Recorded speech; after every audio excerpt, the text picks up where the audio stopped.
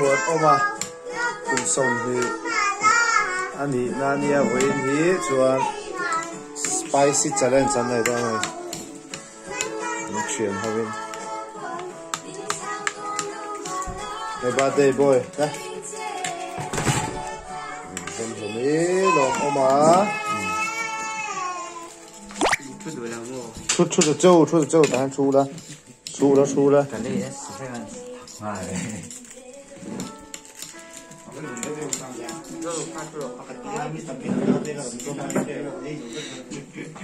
zum ta han chu thau ver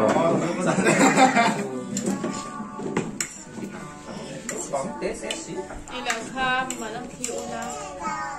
是你是好问没看我都在赶紧说了应该是那你吃吃啊 ei zo lo oi lo pol zo vek tu ro pol zo lo oi lo à ngoro gift asikar bo à bite ani hi à kale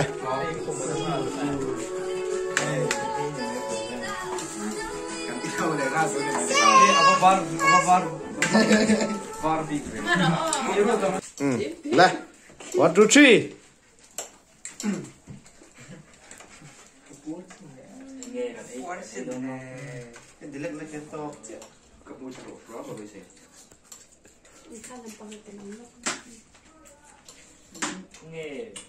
Bia sai zo har don yo ave khát nó có thọc quá tóc mới khít xin nè tóc mới ở đây phát Tlom ma sa tui e nè anh thấy không in thei lo lên thei lo anh rồi các thứ ngồi đây bà lụt chỉ cho anh à về khát nào thì mất không in an ei thei lo e rồi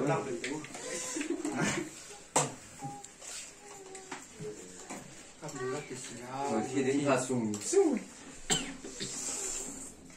tôi thành các bạn sẽ cái mà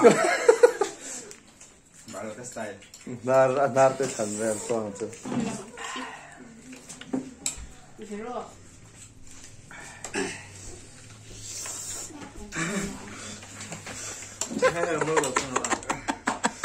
Arsi tu trap lâu chu Zum come on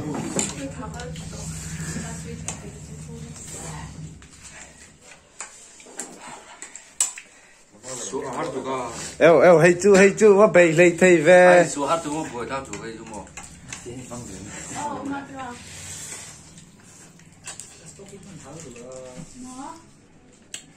chu na come on à chạy ngay cảm động rồi nè dom tu chak ka tang la kina anh được từng nó breakfast ơi không hey ado chak in ei le ai à sauce pala ông nó này come on Dite à bé thể khóc lóc rồi đã bây giờ chưa à quay đây à thầy chú vâng ei zo thei lo pakhat luang lo ma em mo je la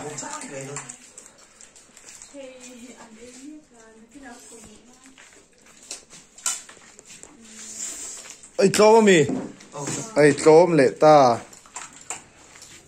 nhà cái sổ về cái sổ đấy ka bia khatro bia pero bia ai là tụi tôi oh in van ei thei lo em Zum i tlom mi heo le bia cho choru la cho choru cái rồi nó lên ông mấy thầy à tệ ông nào mấy phải mà có mùi đó để rồi mà rồi video đó để rồi là video birthday boy hi bia thai tôi tệ nghe bia gì lâu bèn về luôn đấy nhiều ôi cái bữa làm chấm mày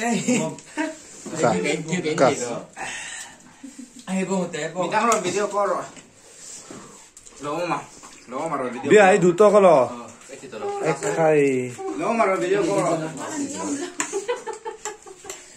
bia sao lâu rồi video có rồi tên nhiều nó tiếp tiền thì cái tiền nó thành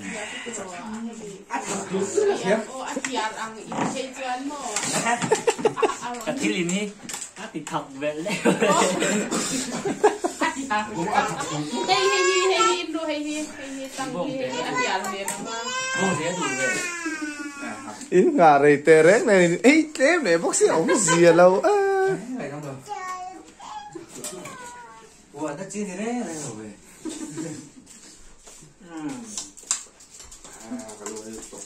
bia sen neng zang ấy thấy anh ăn có bia muốn ông cá sấu tệ ông muốn ông khi nào em bia sấu khi tệ này mình chỉ giao nó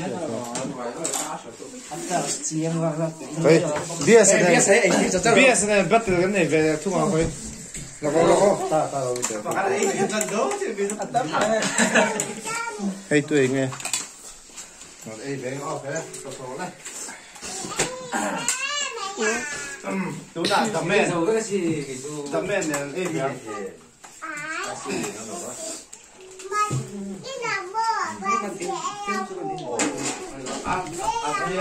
Hey, mình hít sơ lẩu, sẽ mình hít Indo. Tăng khá dẻo. nó sẽ lẩu gì này Đi. sẽ lẩu đấy tập thật thật này bố bà thấy đâu bây giờ cả đấy cả hai số đi không có cái gì đâu không mùi lên nó ăn nát đều là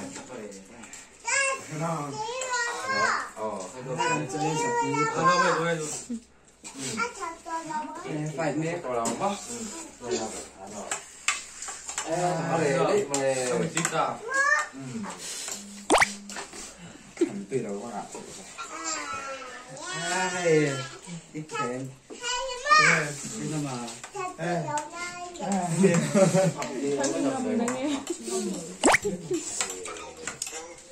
đây rồi đây đó thầy đầu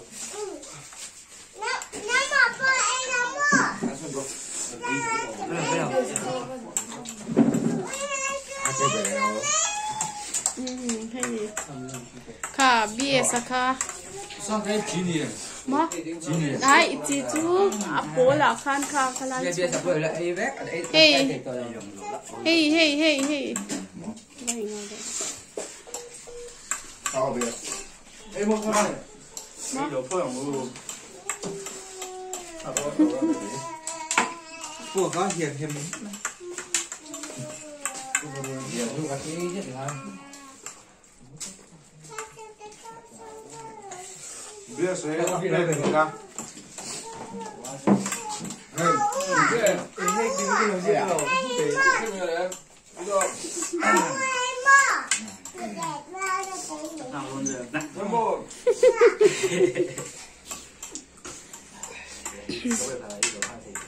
nghe là bạn chỉ về rồi mà để hai chia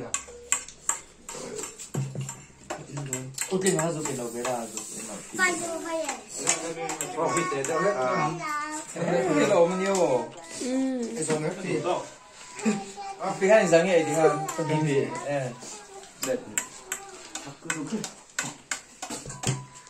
qua chả biệt thật ra biệt thì nó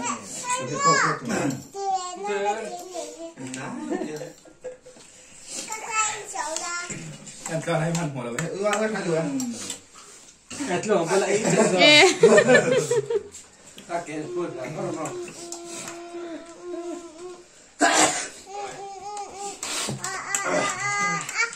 cái gì trán vặt cái gì trán tìm bia xong mùi chưa các mũi về và Bây giờ đằng kia. mùi cái đồ thế Em cái thấy đồ em đó thấy rồi.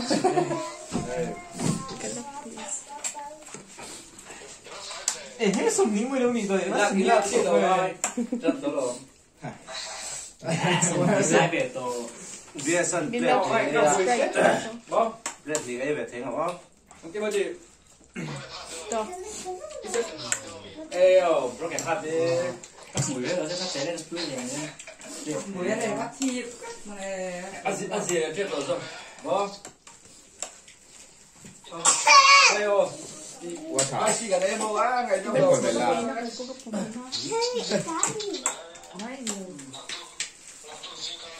Dạ, hiểu không? Ra là tin chỗ anh vậy. ăn cái sao nhiều hình vòng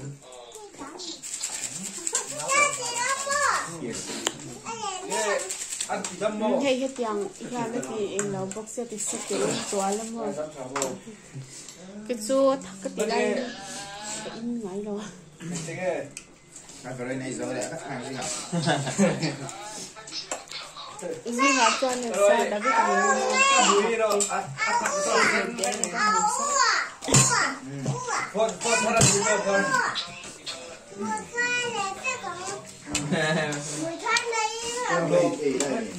Lỗ mà muốn đâu mà mình hay túi xuống này. Cái lỗ mà phone thôi này đi. Cái đi này cả biết rồi, các bạn biết cái gì. chơi phát phê chưa lần Ê treo treo rồi. Cặp bao một Cái điều rồi. nhiều ra phòng luôn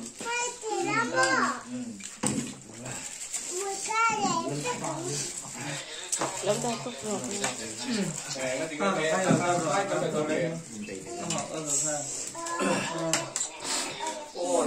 Có thể là được không nào?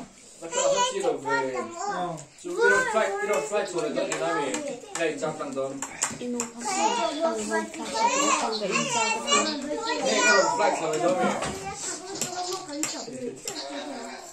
lâu đã tốt rồi đi ăn cái lẩu xì lăng. À lâu đã rồi.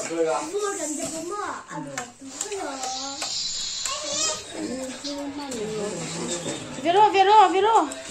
Hey. Vậy.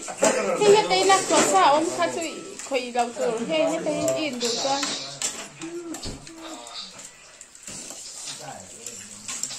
ê vui lắm bị đơn rồi cái lóng này Em muốn.